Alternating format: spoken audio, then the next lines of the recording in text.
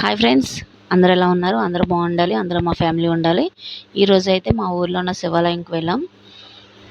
గుడికే కదా వెళ్ళారు, అంత స్పెషల్గా చెప్తున్నారు ఏంటని మీరు అనుకోవచ్చు. కానీ మా ఊర్లో ఉన్న శివాలయం చాలా స్పెషల్ అండి.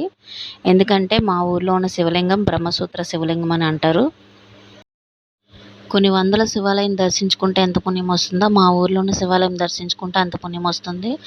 ఎందుకంటే పాండవులు వనవాసం చేసేటప్పుడు వాళ్ళైతే ఎక్కడైతే నివసిస్తారో అక్కడ శివలింగాన్ని ప్రతిష్ఠిస్తారంట. ప్రతిష్ఠించి శివలింగాన్ని పూజలు చేస్తారంట. ఎందుకంటే వాళ్ళు శివభక్తులంట.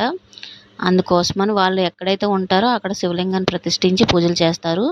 మళ్ళీ వేరే చోటుకి వెళ్ళేటప్పుడు, వలస వెళ్ళేటప్పుడు మళ్ళీ అక్కడికి వెళ్ళేటప్పుడు అక్కడ శివలింగాన్ని ప్రతిష్ఠించి అక్కడ పూజలు చేస్తారంట. అలా మా ఊర్లో వెలిసి ఉన్న శివలింగం పాండవులు ప్రతిష్ఠించారంట. అందుకనే బ్రహ్మసూత్ర శివలింగం అని అంటారు. మా ఊర్లో ఉన్న శివలింగం పేరైతే పాండవుల్లో ఒకరైన భీముడు ప్రతిష్ఠించాడంట. భీముడు ప్రతిష్ఠించాడు కాబట్టి భీమలింగేశ్వర స్వామి అని మా ఊర్లో ఉన్న శివాలయానికి పేరు వచ్చిందంట. ఈ శివాలయం అయితే 300 సంవత్సరాలుగా, సుమారు 300 సంవత్సరాలుగా ఉందని చెప్తున్నారు. భూగర్భంలో అయితే 40 అడుగులు, సుమారుగా 40 అడుగులు ఉందని చెప్తున్నారు.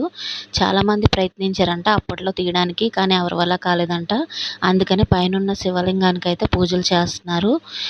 నాకైతే కొంత తెలుసు, కొంత అయితే మా పూజారి గారిని అడిగితే ఆయన చెప్పారు.